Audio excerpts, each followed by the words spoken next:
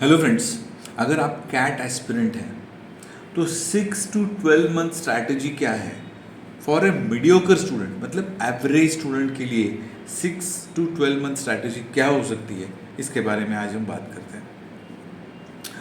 Phase 1 है build basics, मतलब पहला 2 या 3 महीने तक आपको बेसिक्स पे काम करना है, सारे सब्जेक्ट्स के बेसिक्स पे।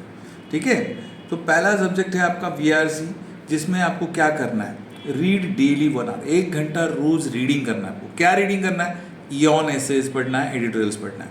प्रैक्टिस 2 RCs डेली आपको 2 RCs प्रैक्टिस करनी है। और फिर ये जो टाइप ऑफ क्वेश्चन आरसी में पूछे जाते हैं, इन्फरेंस, टोन या एजम्पशन, इसको अच्छी तरीके से फोकस करके इसको सॉल्व करने की कोशिश करनी है। दूसरा सब्जेक्ट है आपका DILR में solve 2 sets daily, focus on arrangements, Venn diagrams, games and tournaments, blood relations वगैरह, सिलोजिज्म भी आएगा इसमें। देन तीसरा जो सब्जेक्ट है आपका, तीसरा जो सेक्शन है आपका, वो है क्वांटिटेटिव एप्टीट्यूड, जिसमें आपको बेसिक्स क्लियर करना है। पहले 3 महीने का फेज है ये, ठीक है ना। Clear basics, arithmetic, most important arithmetic है, algebra, geometry, solve 25 to 30 questions daily.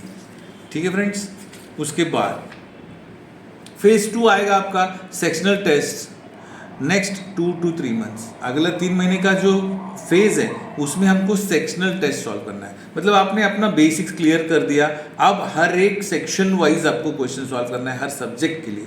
2 सेक्शनल्स पर वीक पर subject. Analyse more than you solve, मतलब जितना आप सॉल्व करते हो उसको अच्छी तरह से एनालाइज करो। जैसे मान लो 50 क्वेश्चन सॉल्व किया, उसमें से 40 करेक्ट आया, 10 रॉन्ग है, तो हर एक रॉन्ग आंसर का आपको एनालिसिस करना है। Analyse more than you solve, ज़्यादा समय आपको एनालिसिस पे बिताना है। ठीक है, सॉल्व करने से ज़्यादा समय आपको एनालिसिस पे बिताना है, ताकि अगली बार जब आप सेक्शनल टेस्ट दोगे या कोई भी टेस्ट दोगे तो आपका स्कोर बढ़ता जाएगा, मिस्टेक्स रिपीट नहीं होगी। Most average students fail.